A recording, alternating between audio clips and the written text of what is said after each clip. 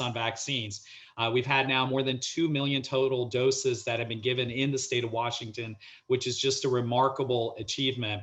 We've reached our goal of giving 45,000 doses per day for the first time this past week. And if you remember that when we started the thermometer that gave us a look to the goal of 60-day goal of 45,000 per day, we were at about 13,000 vaccines that were being given every single day. And so having 3 times that is just amazing. We've also given more than 100,000 doses now at our state mass vaccination sites, which is also remarkable. And I want to thank the efforts of our Guard, as well as all of our partners, and then certainly our Department of Health staff. But it is absolutely critical that this isn't just about what's happening at the state level. This is what's happening at the local level and throughout communities, local public health departments, community health centers, hospitals, clinics, recognize the incredible efforts of people on the ground, like people in King County and beyond. We're making incredible progress on phase 1B1. We vaccinated almost 60% of people that are 65 years of age or older. They've gotten at least 1 dose. And we've gotten almost 33%, almost a third of our seniors above age 65 are fully vaccinated, which is just incredible. And we've had more than 18% of our state's population who have gotten at least 1 dose, and more than 10% are fully vaccinated, which actually puts us ahead of the average numbers across the country as well. This week, shifting a bit, we have adopted new CDC guidance on safe behaviors post-vaccine. And Dr. Lindquist is on. He's going to talk through some of these. But essentially, fully vaccinated people, as you know, can gather indoors in private residences with other fully vaccinated people without wearing a mask. And they can also gather indoors in private residences with unvaccinated people from other households without masks, unless someone in one of the households is at increased risk for severe illness from COVID-19. Vaccinated people should continue wearing masks in public, avoiding crowds, and taking precautions around unvaccinated people who are at high risk. Remember, we do not have enough of our population vaccinated yet. And remember, the other thing is that the CDC did not make recommendations for people to travel at this point, because we know that as you have a surge in travel, we also have had a surge in cases. So I do want to highlight that, and Dr. Lindquist will certainly be talking about this when he speaks after me. Also, CMS, the Centers for Medicare and Medicaid Services, and CDC have updated guidance for nursing home visitation. We've looked at this as well. The new guidance allows responsible indoor visits for all residents, regardless of vaccination status, except for unvaccinated residents in counties with a COVID-19 county positivity rate that's greater than 10%, and when less than 70% of residents in the facility are fully vaccinated. Residents with confirmed COVID-19, and certainly residents in quarantine. We also recognize that isolation during the pandemic has been difficult for nursing home residents, their families, and loved ones. And it's great to see these restrictions that are now being lifted. We do want to be cautious, though, because we want to make sure that our seniors, especially in nursing homes, long-term care facilities, continue to get vaccinated, and whatever precautions are necessary, especially if there's uncertainty around what's happening within that facility or within the people that are coming into that facility, we want to make sure that that is also taken into consideration. I've had several interesting visits this week to see different parts of the COVID response here in Washington. I was able to visit our Department of Health warehouse that ships out the necessary medical and testing supplies all across the state. I just can't tell you how hard the team is working behind the scenes. This is that invisible workforce that does their job every single day. And I want to just give a shout out to the Department of Health, as well as the logistics folks across the state in all communities who have been doing just a fantastic job. I also visited our state's isolation quarantine site and saw great work that was happening there. The facility is staffed 24/7, 365 days a year. There have been responders from, obviously, Department of Health, the National Guard, Department of Corrections that are supporting the site. And it's really helping people who need a safe and comfortable place to isolate or quarantine. To date, the facility has helped 113 people throughout this pandemic since it's been open in the late fall. And what I also want to just recognize is that I did have an opportunity to meet with one of the individuals who was at that facility. And he shared with me that he had concerns about about getting vaccinated. And I spent a long time trying to explain to him the benefits of vaccines, and I hope I made a difference. But I do want to make sure that we're continuing to have dialogue and conversations about the importance of COVID-19 vaccines, because ultimately, if we do not vaccinate, then we're not going to be able to get through this pandemic. And I feel very strongly about that. Yesterday morning, I spoke under oath at a confirmation hearing on my way to becoming officially confirmed as Washington Secretary of Health in the Senate Healthcare Committee in the Washington Legislature that was chaired by Senator Annette Cleveland. And I just want to say thank you to her and the entire committee for their support. And certainly that vote, I believe, is going to be taking place tomorrow. I also participated this week in the U.S. Senate Help Committee that was chaired by Senator Pat Murray. And I want to just say thank you to her for her leadership. And I also want to say just the key message that I was giving is that we have to remember the chronic underinvestment in health that's happened over the decades that has really plagued us in this pandemic, and also the importance of supporting public health and all the efforts that we need to do to modernize our workforce, modernize our technologies, and support our workforce, and also do everything we can to assure that we can get through this pandemic, which includes keeping our public health measures in place as much as it's necessary in order to fight the pandemic, while we also continue to have vaccines continue to increase. Another highlight from this week was a teletown hall with State Attorney General Bob Ferguson, as well as the AARP Washington, where we had over 6,000 seniors who joined us. I want to thank them. One of the things that I learned from that was that the vast majority of seniors have either been vaccinated or are on their way to getting vaccinated or want to get vaccinated. And that was resoundingly 86% of the people in the informal poll that AARP Washington put together. And that's just an incredible testament of the work that's happening.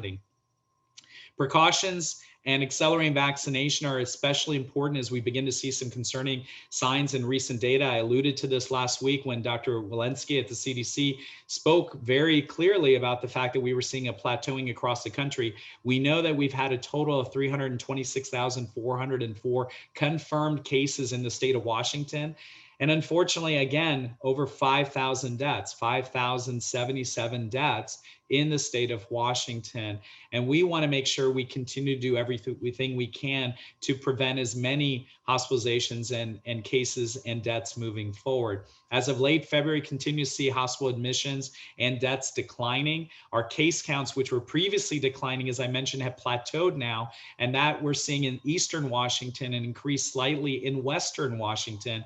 And I want to particularly talk about that with Dr. Lindquist, because the cases are increasing in Western Washington amongst younger adults, those aged 20 to 39. And this, as you know, is oftentimes a early warning sign of larger surges in the general population. So we want to watch that. Case counts are still relatively high across the state, around the same level we were seeing in late October or last October. But we want to continue to see those numbers decline, and they have been, but they have been plateauing. The other piece that's really important, and then I'm going to hand the mic over to Dr. Lindquist, is that we're continuing to detect more cases of the new variants, with 99 cases of the B117, one case now of the P1 variant, which I'm going to describe in a moment, and 5 cases of the B1351 variant as of yesterday. So the 99 cases of B117 is up from the 70 cases last week. The P1 variant case is new and is a particular concern. As you know, this has been found in Brazil, and we have some evidence that the strain, not just the concern for spreading more easily and antibodies from vaccines or previous infection may be less effective against it. So we need to watch this one very, very closely. The good news is we're continuing to see sharp declines in hospital admission rates amongst people who are older, 70 and older, and that is great news. But we want to continue to make sure that that happens to stay in that positive trend. And even if transmission increases, we can certainly protect our older population with vaccine. So I want to close by saying we can continue to protect our families, our community members by doing all the things that we've talked about when preventive measures, and they are working, wearing our masks, washing our hands, watching our distance, and making sure that we're getting tested when it's appropriate. And certainly if we have symptoms, and certainly I want to continue to emphasize to community members that we want to make sure that when you are when you are eligible for a vaccine, and we want you to continue to be patient, because while we've made incredible amount of progress, we know there's a lot more work to do. Do not hesitate, vaccinate. And with that, I just want to thank everybody again. Sorry for the technical issues at the beginning. I'm going to turn it now back over to Frangie. Thank you, Dr. Shaw. Dr. Lindquist, did you have any remarks to add?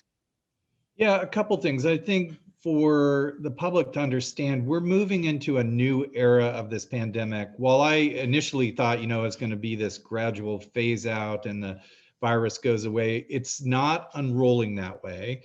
As Dr. Shaw just alluded to, there's a flattening out of the curve. And so I want to talk about that epi first. And I think if you look at our COVID dashboard and you look at the epi page, we had a first wave in March, and then it came down to a baseline, and say that was a certain level. The second wave came to a baseline that was higher than the first, and that clearly seeded the third wave, which has now come down to a flattening that Dr. Shaw just talked about, which is higher than the previous two baselines. So after every wave, we're having a higher baseline. This sets us up for a continued wave. So I'm very concerned about the possibility of a fourth wave, in addition to the new variants that Dr. Shaw just presented to us. It's very concerning. There aren't a lot of P1 variants in the United States, and for us to find one in Washington really shows us that it's a concern. Globally, 50% of the cases are in the countries that have the ability to do genotyping. 50% of their isolates are these variants of concern, and nationwide it's estimated that from the IDM report that 25% of the isolates from the US are these variants. So I'm concerned. We're at a higher rate post third wave. We're starting to see these variants, including the rarer one, the P1, and I'm really concerned about where this sets us up for the future. Despite all that, we're starting to get recommendations, and I think this is going to be our future, and it's going to be hard for you in the media to keep up with all these recommendations coming out of CMS or CDC.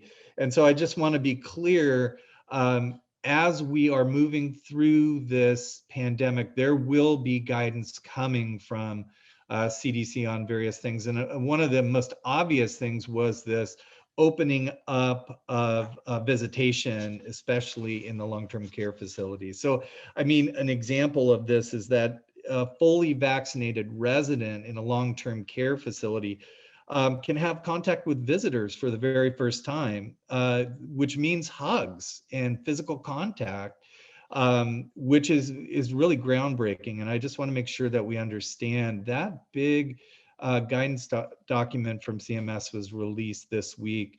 Of course, they are still relying on the underpinnings of control of this pandemic. So that means you still wear a mask. Visitors are encouraged, but not required to be vaccinated. So as we get through this and more people are vaccinated, I think we'll see even more changes to CMS guidance. And a reminder that this isn't just for long-term care facilities. This is for a post-acute care facility. So we hear a lot from folks that went in to have a surgery and then they had to go to a rehab facility afterwards. And that quarantine that they were required, especially if they were fully vaccinated and tested for COVID, really didn't make a lot of sense to them. And that has been relaxed also. So these are very big and promising changes as we go through the spectrum of getting back to what our new normal will be. Notice I didn't say back to our old normal. It's going to be a new normal. CDC came out with two guidance. I just want to make sure it's crystal clear. They came out with guidance to the public. So fully vaccinated persons can, for the first time, associate with a single family gathering without a mask as long as everyone's fully vaccinated. And fully vaccinated clearly means 2 doses if you're getting the Moderna or the Pfizer, a single dose of the J&J vaccine, and 2 weeks of time have elapsed since that last dose. And then, so if you're fully vaccinated, you can have your mask off with a family. First time in this pandemic in over a year, we've made that recommendation. And as Dr. Shaw said, the details are really, you got to be careful about this, because as he said, if you have an underlying condition, you need to rethink the ability to do that.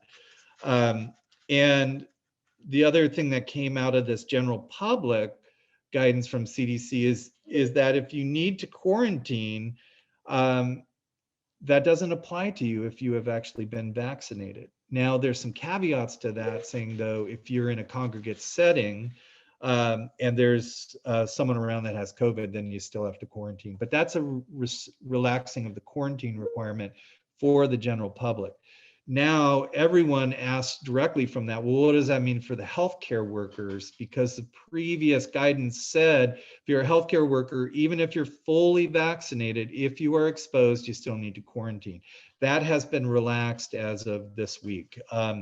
Fully vaccinated healthcare workers with exposure do not need to quarantine, but you still have to consider quarantining that healthcare worker if that healthcare worker has an underlying condition that would put them at high risk for COVID.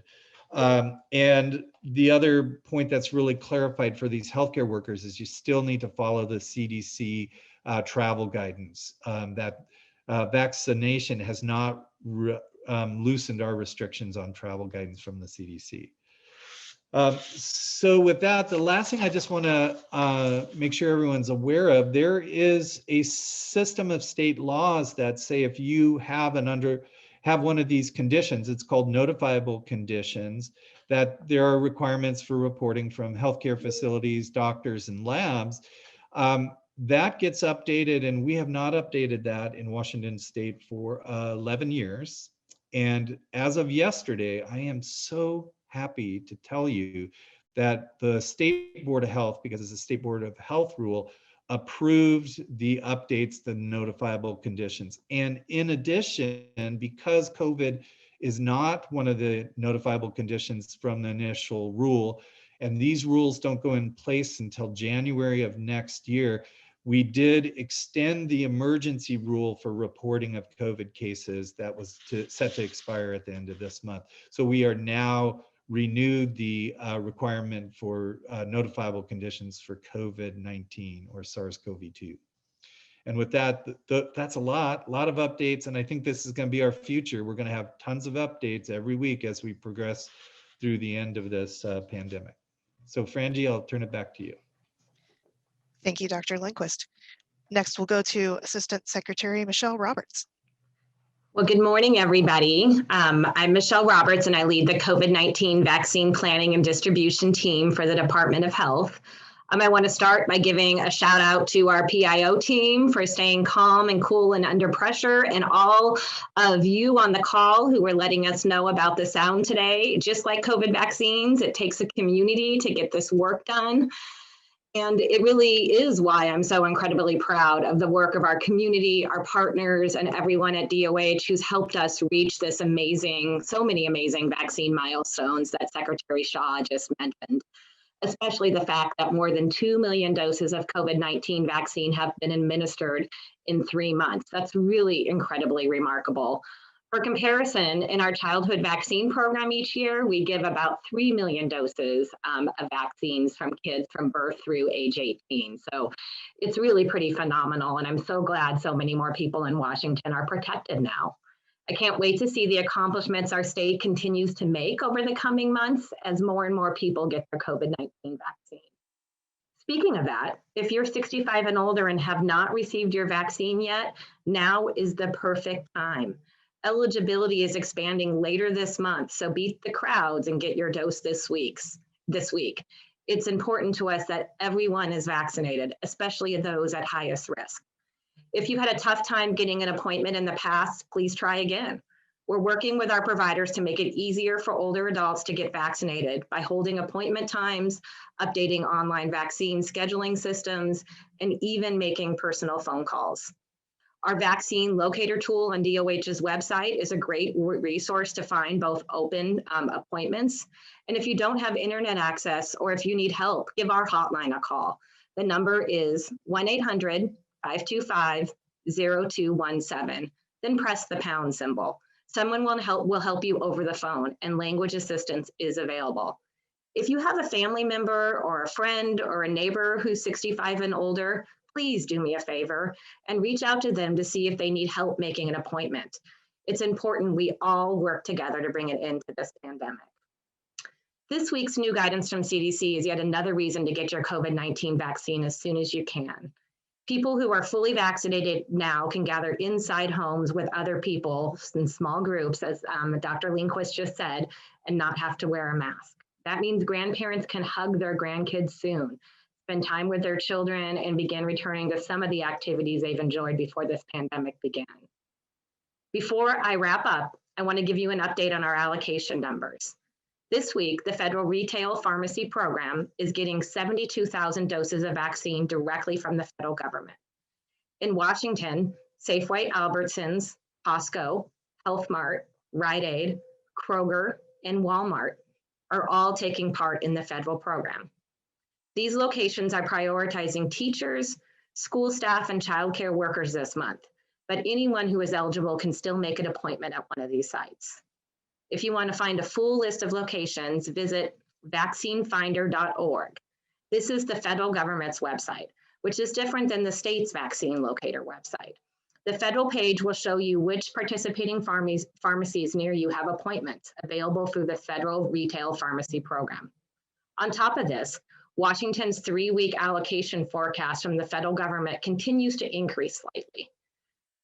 Next week, we expect to get about 325,000 doses from the federal government in our state allocation.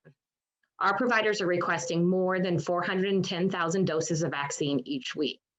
This is a combination of Moderna and Pfizer, and right now we do not know when we'll receive more Johnson & Johnson vaccine. Before I go, I want to say thank you. Everyone who has received a COVID-19 vaccine is truly making a difference, but both for your own health and safety and for our communities too.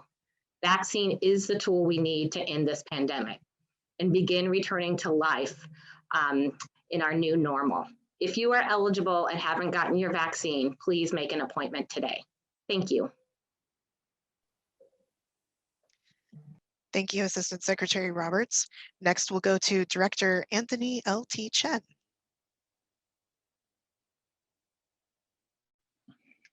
Good morning, and thank you for inviting me to be with you today.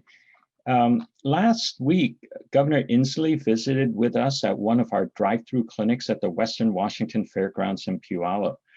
Along with our partners, the Pierce County Department of Emergency Management, Multicare Health System, Virginia Mason Franciscan Health, the Pierce County Medical Reserve Corps, and literally hundreds of amazing volunteers, we have been offering these drive-through clinics where we vaccinate many people in a day. You know, we're always learning and improving, and these drive-through clinics have proven to be a great way to deliver a lot of vaccine at one time. We've also improved our processes. They have now become very easy for our customers. They're getting in and out quickly. They're giving us great feedback about it. And they're really becoming a community celebration of hope and healing. And so far, we and our partners have had 22 mass vaccination drive-through or walk-in events in Pierce County and vaccinated over 25,000 people.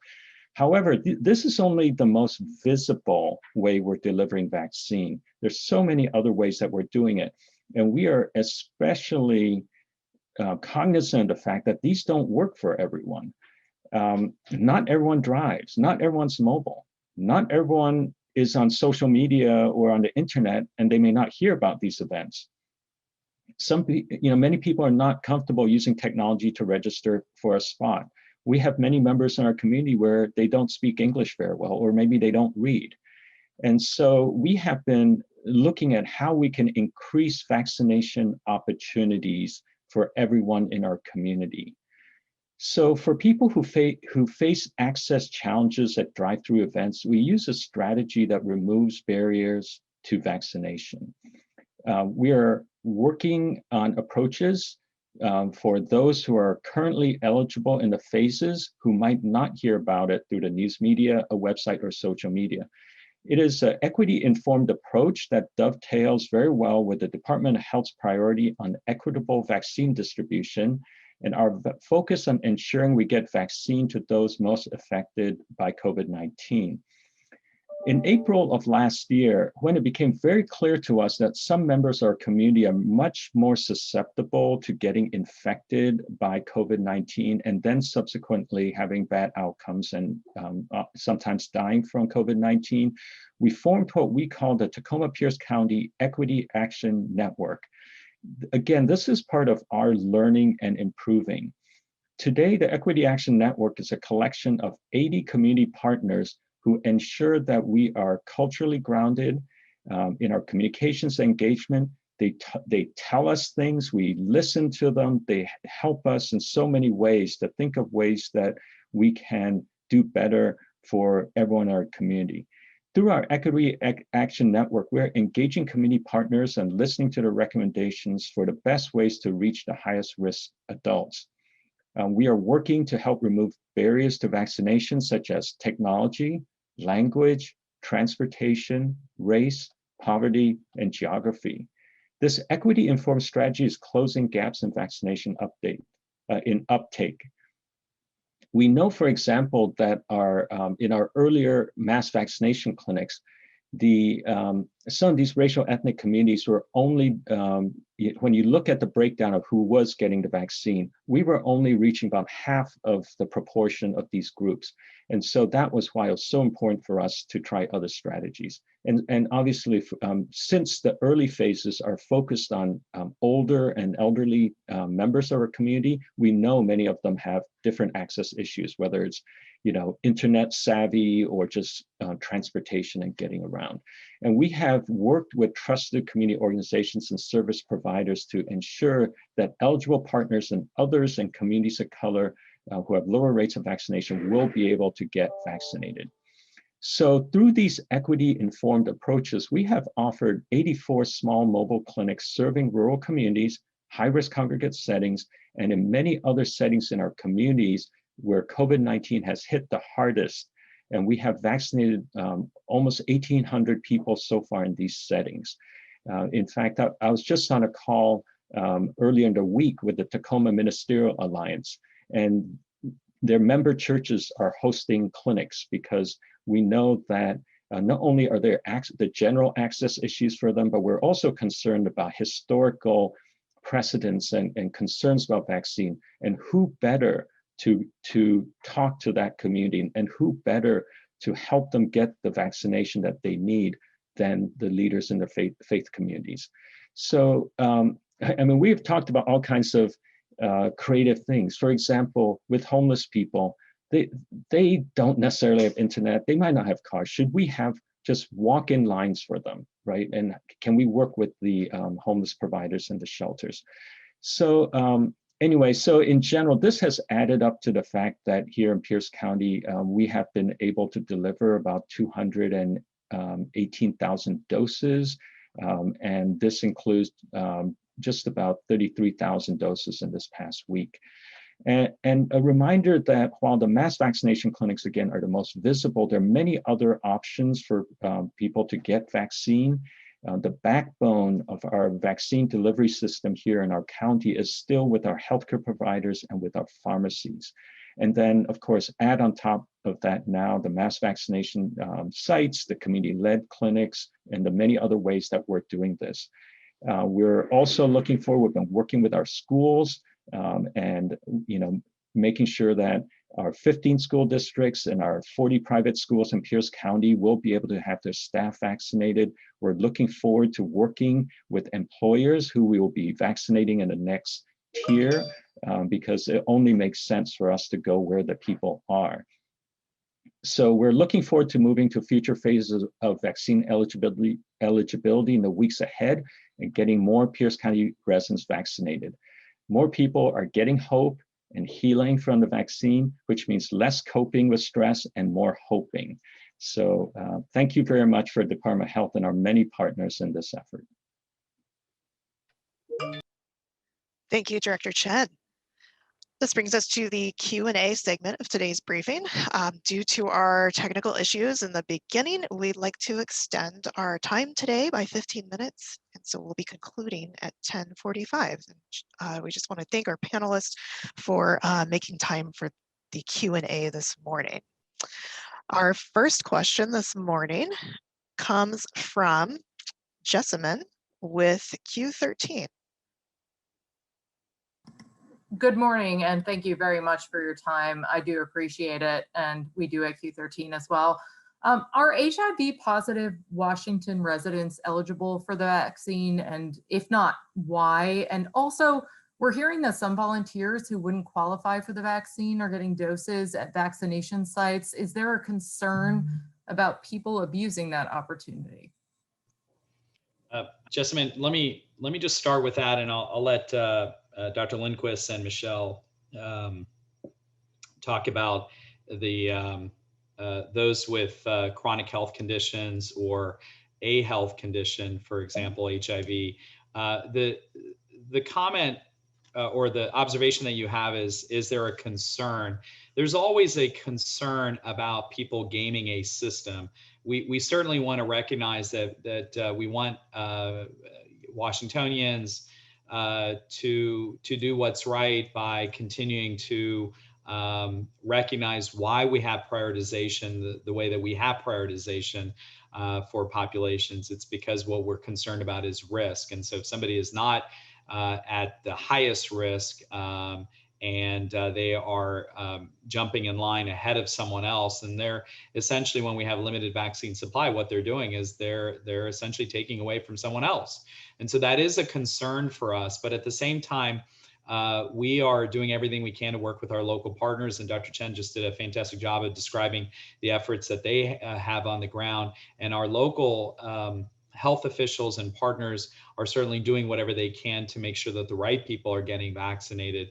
The last thing I would say about this is that ultimately we do know that people are concerned, and certainly they are being patient, but they also want to get vaccinated. And so, yes, ultimately we are going to vaccinate as many people as we can across the state who are eligible. That means above age of 16 or have no contraindication, for example. But for at the end of the day, this is such a critical piece that we want to make sure when we're in limited vaccine supply stage, which we continue to be, that we really have people respect the prioritization schedule that we have because of that reason. Now, that said, we're making incredible progress with seniors, as I mentioned, with the AARP poll, and we do think that we're going to be moving forward, soon to get to other people within the state of Washington, which includes obviously essential workers.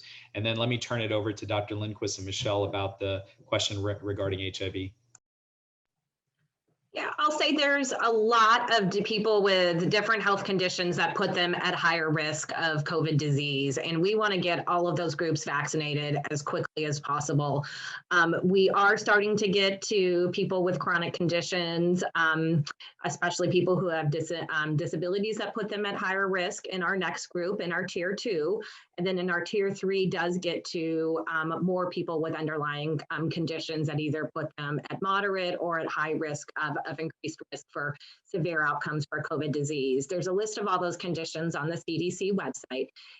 Immune suppression, including HIV, is one of those conditions. Right now for vaccine supply, we're in phase 3, opening up to people who have 2 or more underlying conditions, and that's just to match what we are anticipating vaccine supply will be.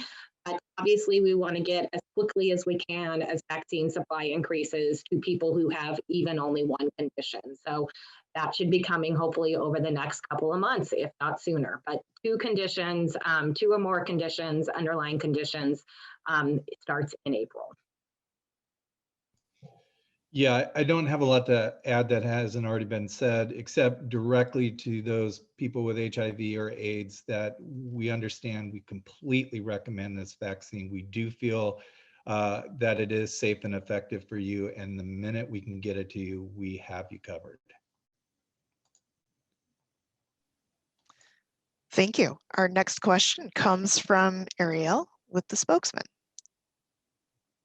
Great, thank you. I'm curious how the department is ensuring eligible homebound residents are getting vaccines, and also wanted to see if the department is considering streamlining appointments online for vaccines so that Washington residents can just go to one site to get an appointment in the future.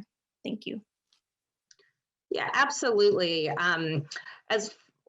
As far as homebound seniors, we're working with one of our sister agencies, DSHS, who has information on people who are receiving services that are homebound. And we are working on identifying them. And that's where our state and local mobile teams that have been vaccinating long-term care facilities and adult family homes are going next. Some of them have already been reached because some live in, some homebound adults do live in senior living facilities as well, or independent living facilities. So that has started, and we'll be working on that over the coming weeks as well. As far as how can we improve ordering, we are working on exactly what you just suggested. So that's kind of more advanced technology. It's called API technology that would help not only show all this available appointments on our website, which we've really been able to start doing, but still right now what you have to do is click to that actual provider's website. And that is the challenge, is all these appointments live with providers and their individual scheduling system. But we're working on technology to have our kind of one-stop shopping, maybe the same way, exactly the same way you do when you go searching for hotels or for your plane ticket. You can not only find what's available, but go ahead and schedule that appointment right then and there. So we're expecting to hopefully have that work finalized within the next week or so. So much more to come. Hopefully we'll have some exciting news to share next week. And Ariel, just to add to what Michelle said, is that this is part of what our VAC Center that's headed by Dan Laster that he's working on with our partners at, for example, Microsoft to really enhance that technology so we can help streamline the processes and just everything what Michelle just said in addition to. All right, thank you. Our next question comes from Ryan with the Seattle Times.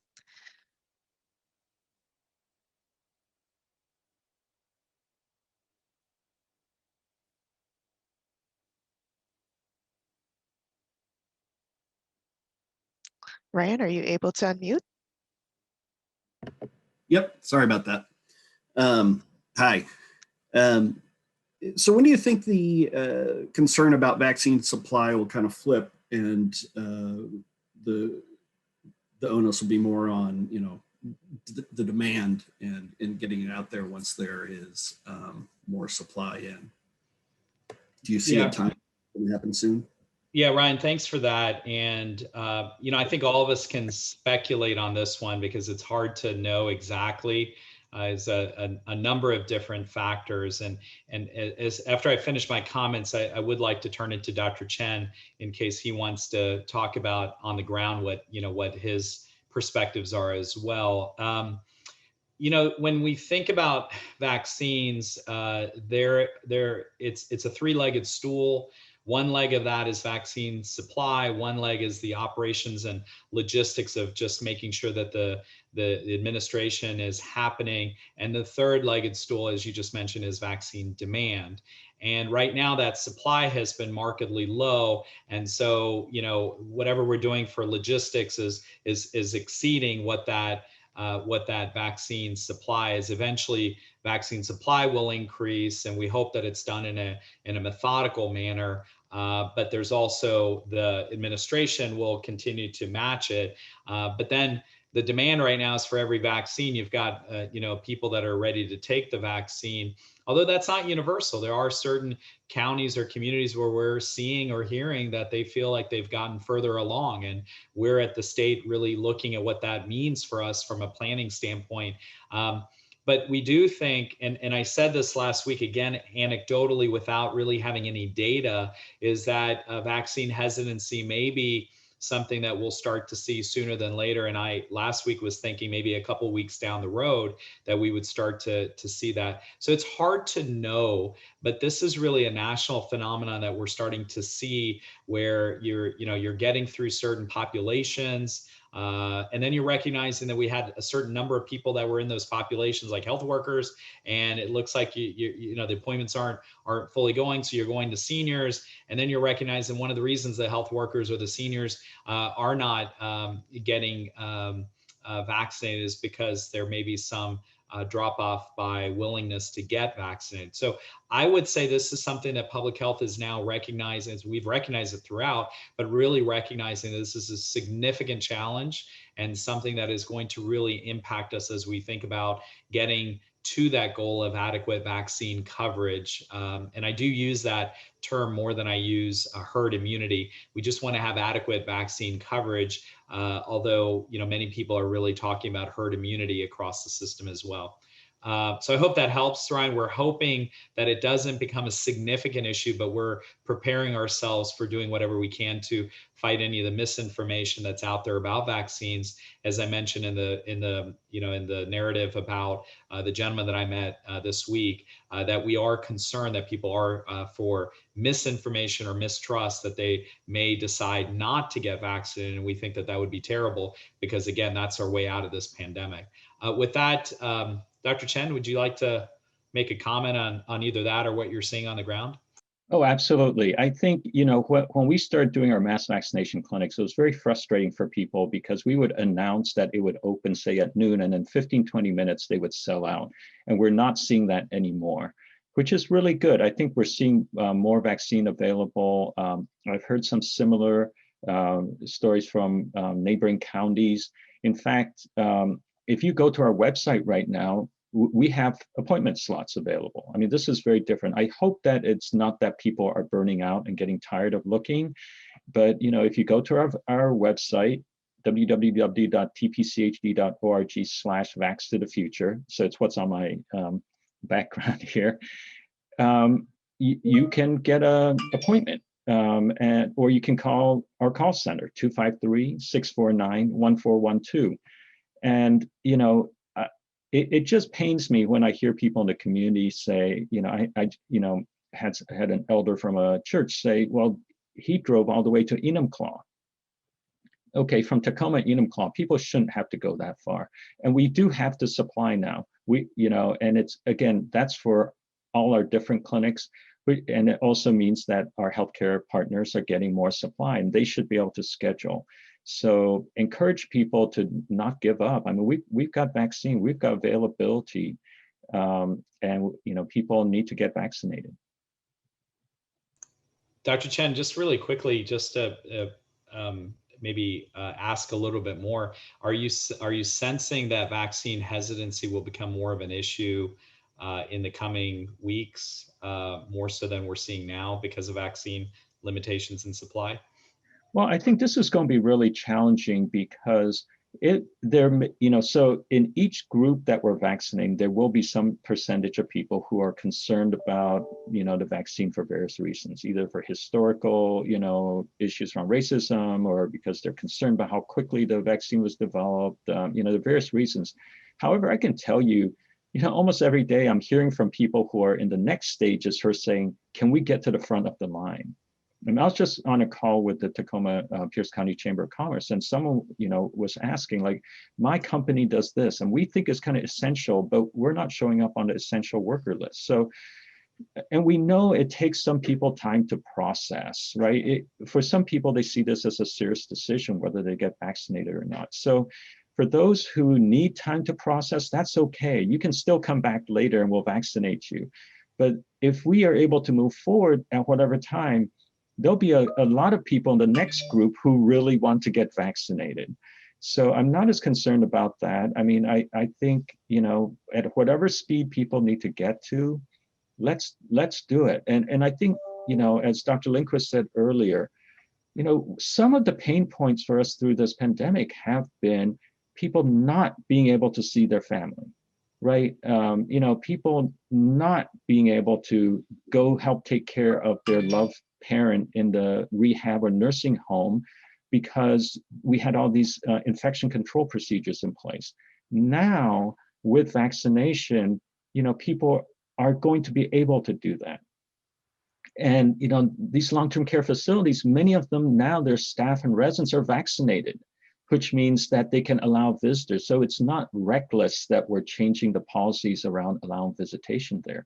But this is the hope that we have, right? I'm not saying that tomorrow we're going to go back to normal, but we are taking steps. And one of the major ways for us to get there is to make sure we get vaccinated, and especially those who are most in need of the vaccination should get vaccinated. Thank you. All right, our next question comes from Ayana with KHQ. Great, thank you guys. Since you guys took over the mass vaccination site here in Spokane, I have a question in regards to registration to get the vaccine. We've heard from several viewers here in Spokane that older viewers, that they've been kind of frustrated with the process to get it, just with it being mostly online. They said, one viewer in particular said he called and put himself on the list, but he said that, he feels like he's behind people. He said because he's not as tech savvy as other people in the area, he feels like he's falling behind. And he's in his 70s, so he just feels like these younger people, because they are more technologically inclined, are getting ahead of him on the list. What should they do? How can we best help these people?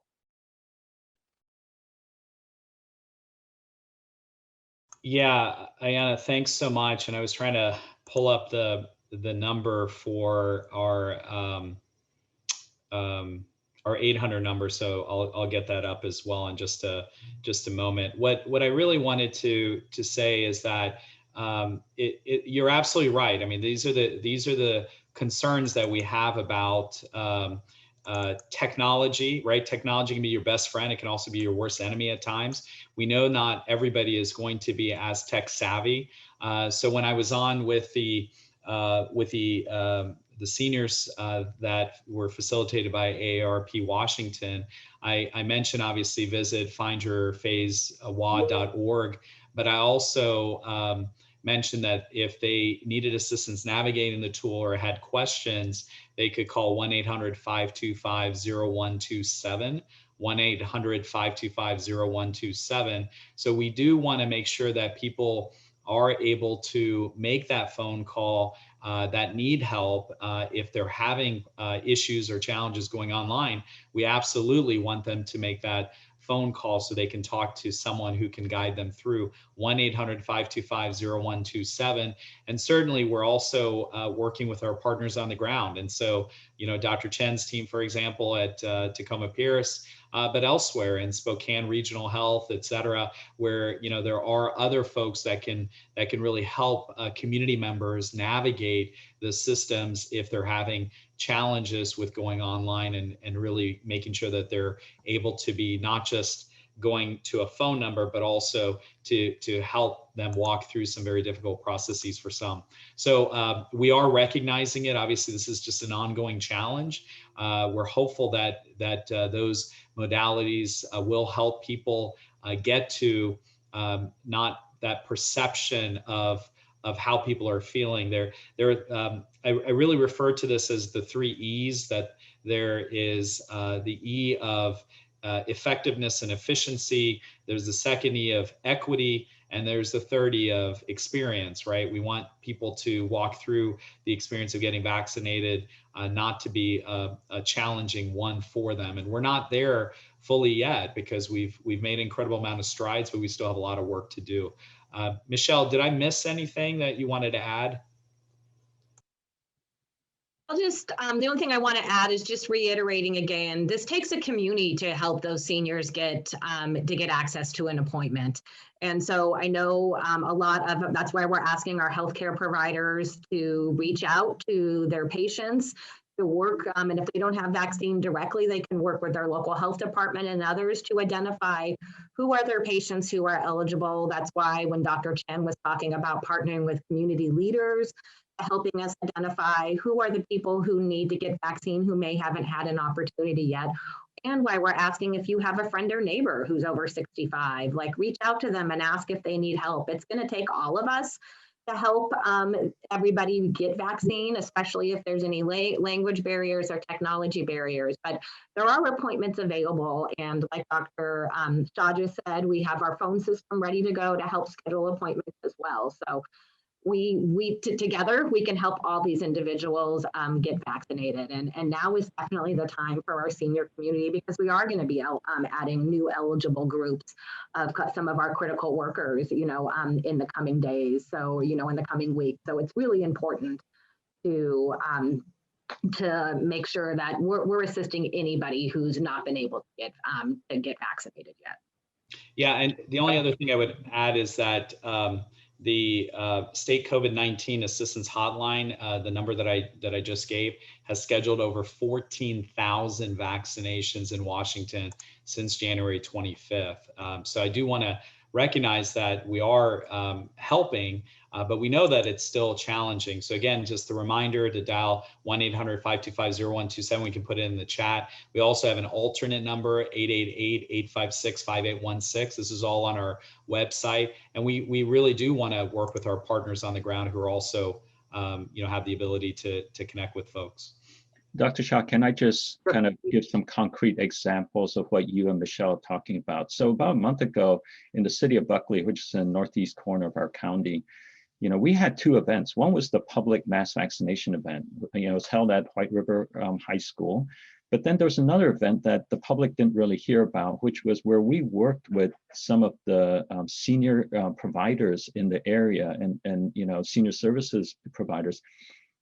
I mean, in a small city, they know who all the seniors are, right? And they know who are not connected. So there was a separate clinic that we ran where our partners reached out to community members. They did the registration for the seniors. They made sure there was transportation. They got these seniors to the fire station where we had EMTs vaccinating them. We also, another situation where we had a community-led clinic where, again, the publicity and the notification was entirely done by our community partners. And one of our partners, Korean Women's Association, that does a whole spectrum, everything from housing to home care services, everything. They sat down and had pre-registered like 50 people who are eligible. The moment we said, we're ready for you, boom, they gave us the 50 people's names and they got them there, right? So these are just some of the concrete examples of how we can work with our partners to make sure that people hear about it, that they get registered, and that they get there so they can be vaccinated.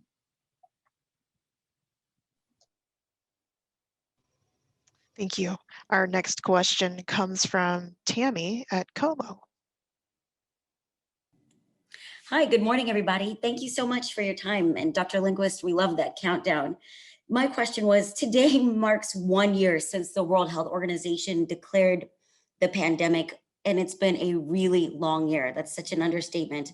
What have we learned so far, and how do we move forward? Well, Tammy, thanks. And maybe Dr. Lindquist can do that countdown as we count down to finishing and getting past this pandemic. So we're hopeful that that's sooner than later. I'll give my perspectives, and maybe we'll turn it over to each of the folks on. And if we just do a quick short one, the first thing I would say is that I don't think any of us, because of the H1N1 experience, we were hoping that this was going to be something not so severe, and obviously that is what's occurred. It is severe, and we have lost more than 500,000 American lives. We've lost countless numbers across the globe, and certainly we have in Washington over 5,000 deaths, 5,077 deaths. And so I just think what we've learned is that this has been such a horrific pandemic.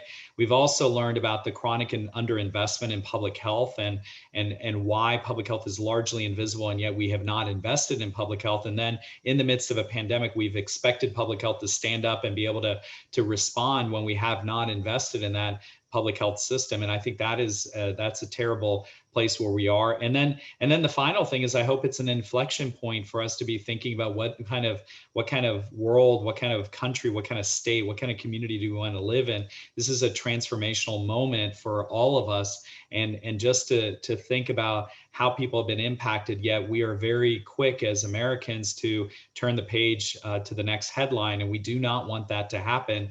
We want to make sure that we are learning from this and we are investing in those systems that can help us, because the next emergency is truly, that's the only certainty, is that there is going to be an emergency around the corner, and we have to be able to respond to it. So many perspectives. It has been several months of a whole year plus of responding. Public health and healthcare systems and people are tired, fatigued as well, emotionally and physically, and certainly community members are as well. And we do recognize that. But again, while we may be tired of this virus, it's not tired of us, and we can't let our guard down.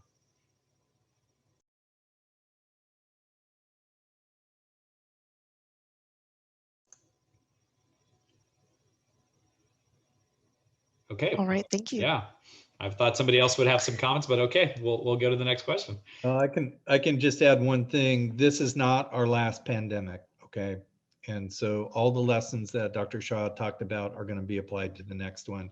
We are already receiving notification about travelers coming from Ebola outbreak regions of the world. And so this is going to be obviously in real time. Next challenge for us is already here. And not to mention, we have probably the largest outbreak in the state is a hepatitis C outbreak that we need to apply a lot of these principles that we poured into COVID that we need to pour into hepatitis C that didn't get the same media attention.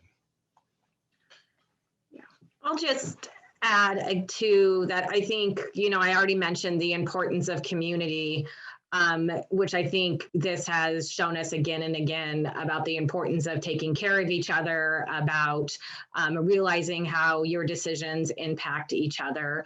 And then also just as a society, looking at the things that have been historic wrongs or challenges that have left different groups in our society with different access to the things that help determine health, whether that's education, neighborhoods, access to healthy food, a lot of different things that we need to do that have what types of jobs people have.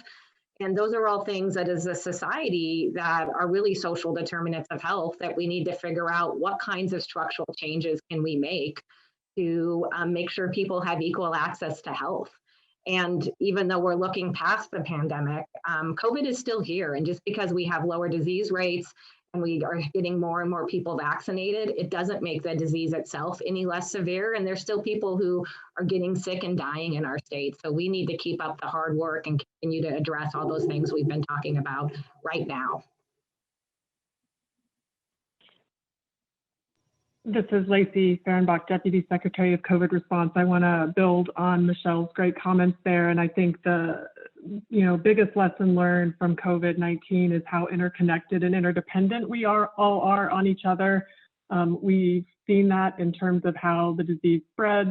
We've also seen it in how communities have come together to navigate through this. And we've seen it in ways as our state has come together to navigate through this and do relatively well in a horribly deadly disease situation to save more lives. And, I guess my hope for future pandemics and also for the recovery of this one is that we keep that spirit of togetherness and, remember how interconnected we are and that we're all striving for the same goals, and we have to lift everyone in our communities up.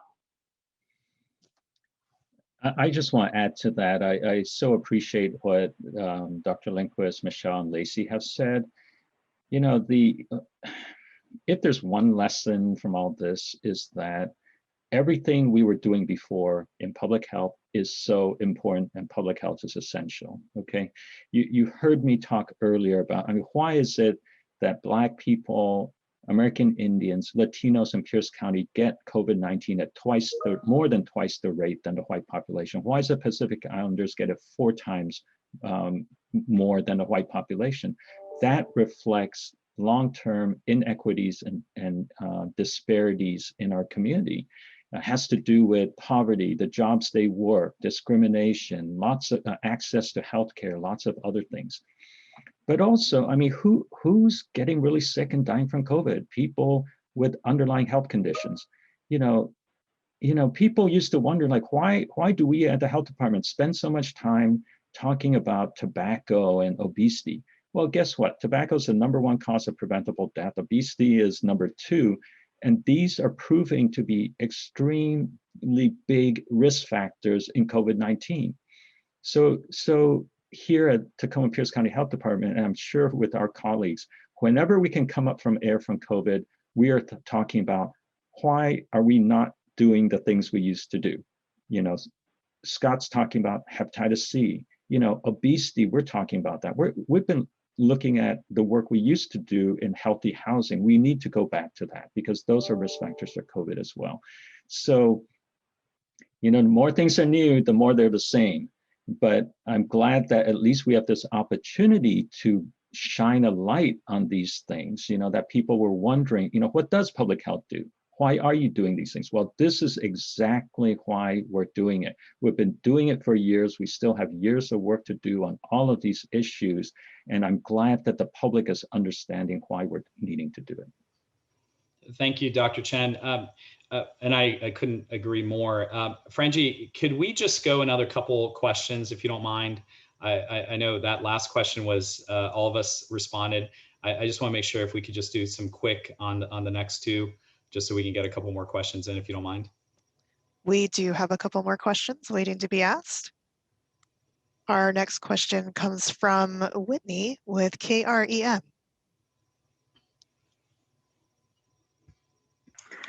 Good morning. Thank you. I appreciate you taking that extra time. Dr. Shaw, my first question is for you, just because last week I talked to you about the frustration here on the East Side about vaccine availability. People are extremely frustrated that they can't get an appointment. There are so few doses available. So my question for you is, out of almost 61,000 Johnson & Johnson doses that were allocated to Washington, how is it possible that Spokane and almost all of the entire East region didn't merit any of those doses? And what are you saying to people here who believe that the distribution of these vaccines is imbalanced in favor of the West Side?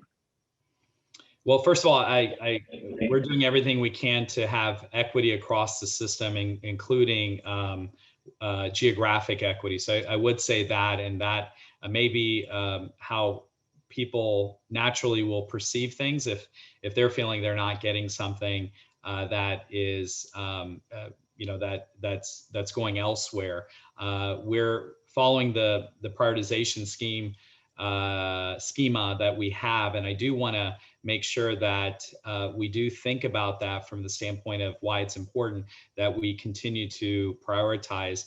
I will let Michelle do a quick comment about J&J. What our strategy was with J&J was to work with those counties, especially that were behind in vaccine doses, to be able to get J&J vaccine to them. So Michelle, you may want to comment on that.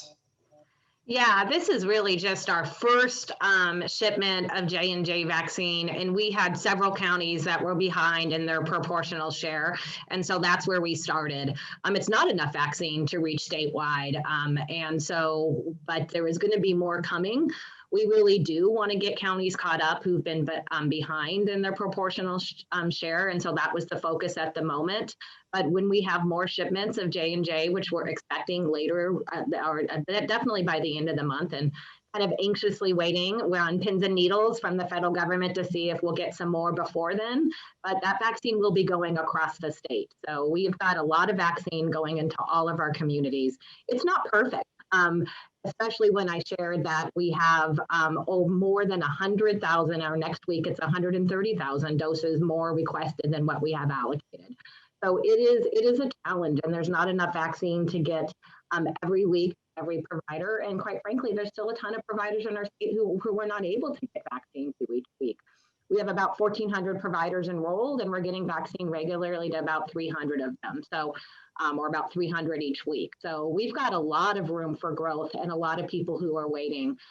So that is our goal as our allocation continues to increase is, get vaccine as far as we can into all the providers who are ready and have the capacity to help get Washingtonians vaccinated. All right, thank you. Dr. Shaw, would you like one more question or would you like to close? Well, if we have a quick one, I could do a quick one.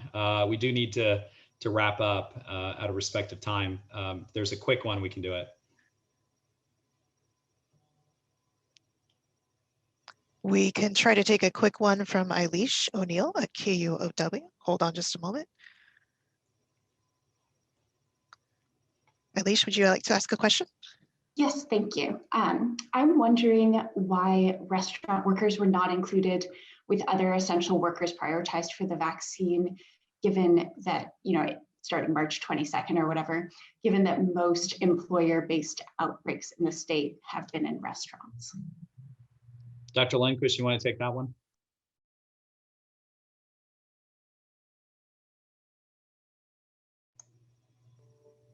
There we go. Trying to unmute. Yeah, no, it's a great question.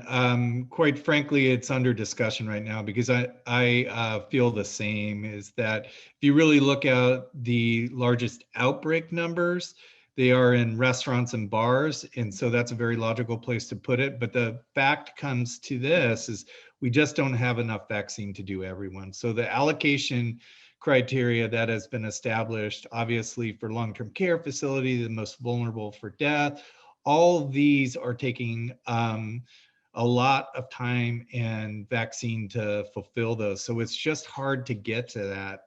But it is such a logical, I would love to answer this with, yeah, more vaccine, that's exactly where we could put it, but we just don't have enough vaccine right now. I don't know, Michelle, if you want to add anything, or Dr. Shaw.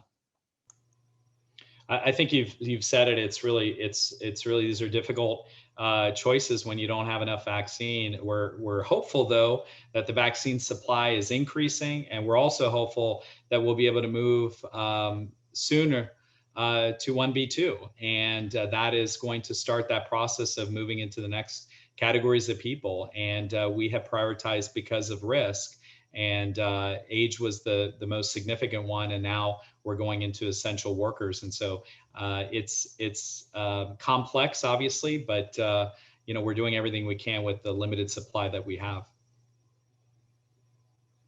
All right, this concludes the question and answer segment of our briefing. If we didn't get to your question today, please email us at doh-pio@doh.wa.gov. Dr. Shaw, would you like to make any closing remarks?